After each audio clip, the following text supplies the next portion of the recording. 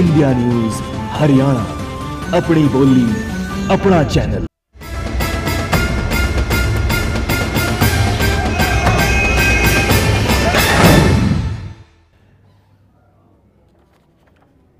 Education free है, education free होने के कारण फीस ले नहीं सकते, मैनेजमेंटों के अपने कोई सोर्स नहीं है जिससे वो 25% शेयर देश के जी।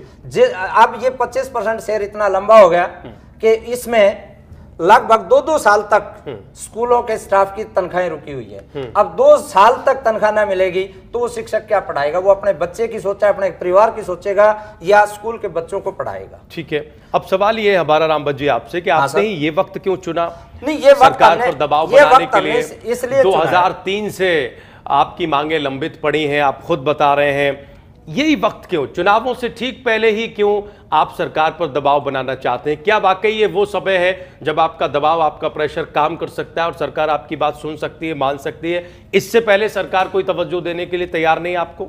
सर, मैं इसमें थोड़ा सा आपको बताना चाहूंगा कि हमने डिमांड की थी ग्रांट बढ़ाने की, जिसके कारण, क्योंकि कोई सोर्स तो है नहीं, सोर्स ना होने की वजह से सरकार हमें 100% ग्रांट दे दे, हमें कोई दिक्कत नहीं थी। ठीक, ये जब डिमांड हमारी एजुकेशन मिनिस्टर के पास गई तो उन्होंने कहा अगर हमने 100% ग्रांट ही देनी है तो हम स्टाफ को टेक ओवर कर लेंगे, जिससे हमारे सरकार के अंदर एक अच्छे अनुभवी टीचर मिलेंगे। क्योंकि यदि आज आप उठा करके देखें हरियाणा का रिजल्ट, हरियाणा बोर्ड का, तो प्राइवेट स्कूल और गवर्नमेंट स्कूल इन सब से ऊपर एडेड स्कूलों का रिजल्ट होता है। यहाँ इतने अच्छे शिक्षक होते हैं कि वो दिन दुगनी और रात चौगुनी मेहनत करके अपने बच्चों को शिक्षा देते हैं। ठीक है,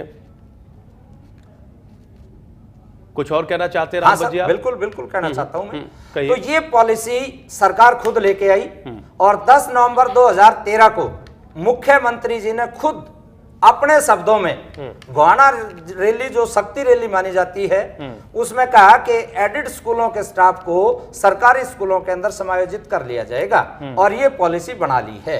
कोई समय भी बताया था आपको कब तक समाहित कर लिया जाएगा? 1/1/2014 तक। जो हुआ नहीं। अब इसके साथ ये हमारी डिमांड चलती रही, जिसके कारण अब इस डिमांड के कारण जब मुख्यमंत्री जी ने घोषणा कर दी तो उसके बाद मैनेजमेंटों ने अपना हाथ सिकोड़ दिया।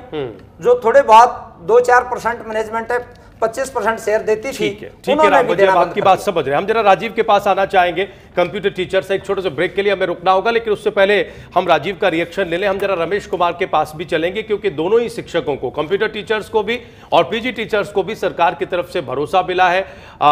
एक को शिक्षा मंत्री गीता भुक्कल ने भरोसा दिलाया है, दूसरे को मुख्यमंत्री ने भरोसा दिलाया है, लेकिन माहौल कुछ ऐसा है कि दोनों ही शिक्षक भरोसा करने को तैयार नहीं है। दोनों का अनशन, धरना, प्रदर्शन लगातार चल रहा है।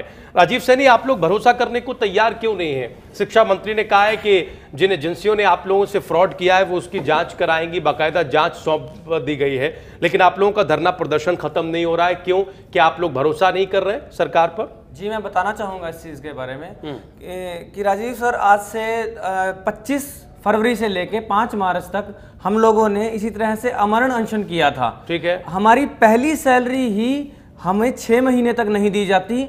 हम 10 दिन का अमरण अनशन करते हैं, उसके बाद हमें पहली सैलरी रिलीज की जाती है। ठीक, तो उसके बाद उस समय हमने इन सभी बातों को माननीय गीता भुक्कल जी के सामने सभी को रखा था कि हमारे साथ इस तरह से धोखाधड़ी हुई है। पर उस समय भी हमें सिर्फ एक आश्वासन दे दिया गया था, उस समय भी आश्वासन दिया गया इनके खिलाफ एक्शन होगा। और उस समय गीता भुक्कल जी का अपना बयान था, उन्होंने बोला था कि हाँ, ये जो कंपनियां हैं और कुछ डीएससी डिपार्टमेंट, शिक्षा विभाग के कुछ अधिकारी हैं, वो फ्रॉड पाए गए हैं, वो गलत पाए गए हैं। ये तब उन्होंने बयान दिया था। तब उन्होंने बयान दिया था। उसके बाद आज तक उनके ऊपर कोई भी कार्रवाई नहीं हुई है। तो अब हम किस तरह से इस चीज से तब जो भरोसा दिलाया था उस पर कोई कार्रवाई नहीं हुई, लिहाजा अब वो जो भरोसा दिला रही है उस पर आप लोग यकीन करने को तैयार नहीं है और इसीलिए अपना धरना प्रदर्शन आप खत्म नहीं कर रहे हैं। ठीक है, हम जरा बहुत संक्षेप में रमेश जी के पास भी जाएंगे। रमेश जी, आप लोगों को भी भरोसा दिलाया है मुख्यमंत्री ने, लेकिन आप लोग भी मानने को तैयार नहीं है। आप लोग भी यही कह रहे हैं कि जब नियुक्ति पत्र आपके हाथ में आ जाएंगे तभी आप अपना धरना प्रदर्शन खत्म करेंगे। क्या आप लोगों को भी मुख्यमंत्री की बात पर यकीन नहीं है, जैसे कंप्यूटर शिक्षकों को शिक्षा मंत्री की बात पर यकीन नहीं है? देखिए सर, मैं बताना चाहूँगा आपके चैनल के माध्यम से जी कि जो मामला आपने एक शुरू में उठाया, मैं उसके ऊपर जानना चाहूँगा कि चुनावी माहौल में ही जो है वो शिक्षक वर्ग जो है वो धरना प्रदर्शन पे क्यों उतारू होता है। जी तो ये जो हमारा डीम्ड यूनिवर्सिटी का मामला है वो बहुत लंबित मामला है। 2009 में जो है हरियाणा पब्लिक सर्विस कमीशन के थ्रू जो है 1371 आदमियों की एडवर्टाइजमेंट निकलती है सर। उसके अंदर जो है मास्टर डिग्री जो है रेलिवेंट सब्जेक्ट में 50% अंकों के साथ और साथ में जो है अध्यापक पात्रता परीक्षा पास होना चाहिए, ये मांगा गया था। उस रूप में अप्लाई किया गया सर। उसके बाद में स्क्रीनिंग लिया गया क्योंकि बहुत ज़्यादा संख्या में आवेदक थे सर। उसके बाद 2012 में जो है वो रिजल्ट अनाउंस होते हैं सर। सभी लोगों को नियुक्ति पत्र थमा दिए जाते हैं बशर्ते जिन 4 यूनिवर्सिटीज़ का मैं जिक्र कर रहा हूँ सर, आईए यूनिवर्सिटी, आईएएससी यूनिवर्सिटी सरदार शहर, जेआरएन विद्यापीठ उदयपुर और Vinayaka mission university Tamil Nadu, Bangalore university Bangalore. उन 4 यूनिवर्सिटीज़ डीम्ड यूनिवर्सिटीज़ के कैंडिडेट को ये कह के रोक दिया जाता है कि आपकी जो यूनिवर्सिटी है वो डीम्ड यूनिवर्सिटी है, वो आपको ये योग्यता देने के और आपको ये नौकरी दिलाने के लिए सक्षम नहीं है। वर्बल तरीके से डीएससी के अधिकारियों के द्वारा हमें ये बताया जाता है। ठीक है। उसके बाद में फिर 2012 में जो है वो एडवर्टाइज होता है सर 14,700 लेक्चरर का भर्ती बोर्ड के द्वारा विज्ञापन। उसमें जो कंडीशन रखी गई वो यही रखी गई कि अध्यापक पात्रता परीक्षा पास होना चाहिए। ठीक है। और एक बार के लिए 4 ईयर एक्सपीरियंस वालों को इन्होंने शामिल किया था उसके अंदर। और 4 ईयर एक्सपीरियंस जिन लोगों का प्राइवेट स्कूल से हो सकता है, एडेड स्कूल से हो सकता है और गवर्नमेंट स्कूल से हो सकता है, वो कंडीशन जो पूरी कर रहे थे उन लोगों को ने अपना आवेदन किया। फिर मेवात कैडर का जो है रिजल्ट आता है। मेवात कैडर के रिजल्ट में जो है हजारों की संख्या में एक्सपीरियंस वाले साथियों को जो 4 ईयर का अनुभव रखते थे उन्हें जो है वो चयन कर लिया जाता है। साथ में उनकी नियुक्ति प्रदान कर दी जाती है आनंद फानन में। जैसे रिजल्ट पहले दिन आता है अगली तारीख को उनको नियुक्ति पत्र थमा दिए जाते हैं। ठीक है। डीम्ड यूनिवर्सिटी के जो सैकड़ों की संख्या में साथियों की इन्होंने चयन किया है। भर्ती बोर्ड ने बाकायदा जो है डॉक्यूमेंट वेरीफाई करके स्क्रूटनी करके और जो है इंटरव्यू लेकर और उन लोगों को आज तक भी जो है नहीं, रमेश आपकी बात ठीक है और ये सारा प्रोसेस प्रदेश की जनता के सामने है भी, इस पर पहले भी चर्चा हुई है। लेकिन हम जानना ये चाहते हैं कि प्रदेश के मुख्यमंत्री खुद आपको भरोसा दिला रहे हैं कि 30 तारीख तक नियुक्ति पत्र आपको दिए जाएंगे। उनके इस भरोसे के बावजूद आप लोग मानने को तैयार क्यों नहीं है? ऐसा क्या विश्वास है? हमारा सवाल ये है।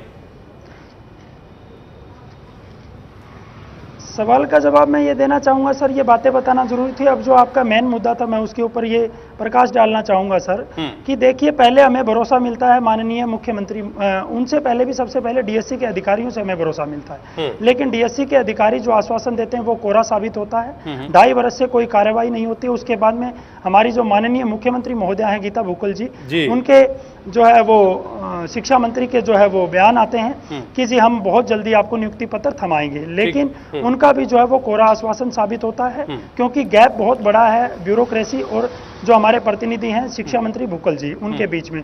उसके बाद में जो है पिछले रविवार को सर जो कैबिनेट की मीटिंग थी सर, उसके अंदर माननीय प्रमुख जो ओएसडी हैं हमारे मुख्यमंत्री के महेंद्र सिंह चोपड़ा जी, उनसे हमारी शिष्टमंडल की बात होती है और उनका 7 दिन का आश्वासन हमारे से मांगा जाता है डीएससी के अधिकारी को संज्ञान में लेकर। लेकिन अभी तक कोई कार्रवाई नहीं हुई है सर, ना ही तो एक्सपीरियंस वाले साथियों की और ना ही जो डीम्ड यूनिवर्सिटी वाले साथियों यानी आप ये कह रहे हैं हम सम्मान करते हैं सर हमारे माननीय मुख्यमंत्री का, जन लोकप्रिय मुख्यमंत्री का।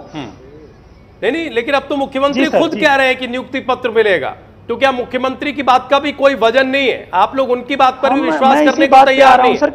ये ठीक है शिक्षा मंत्री ने जो कहा वो बात नहीं हुई, ये ठीक है कि जो ओएसडी ने कहा वो बात नहीं।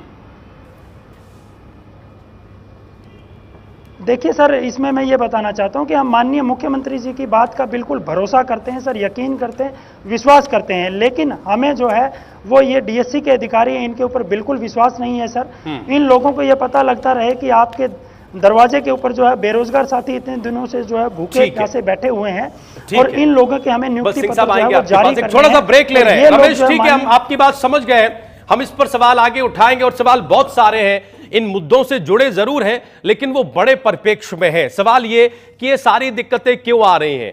क्या पारदर्शिता नहीं है, इस वजह से ये दिक्कतें हैं? क्या शिक्षा अब पूरी तरह से रोजगार का जरिया है, इस वजह से ये दिक्कतें हैं? या फिर कोई और बड़ी बात है? हमारे साथ संजय शर्मा जी भी हैं। ब्रेक के बाद हम संजय शर्मा के पास जाएंगे और ये जानने समझने की कोशिश करेंगे कि आखिर क्यों यही वक्त चुना जाता है सरकारों पर दबाव डालने के लिए वाकई सरकार कितनी जिम्मेदार है, और जो बाकी शिक्षक संघ हैं, जो बाकी शिक्षक हैं, चाहे वो पीजी शिक्षक हो, चाहे वो कंप्यूटर शिक्षक हो या दूसरे, उनकी अपनी जिम्मेदारी कितनी बनती है। एक छोटा सा ब्रेक ले रहे हैं, उसके बाद बड़ी बहस में चर्चा आगे बढ़ाएंगे।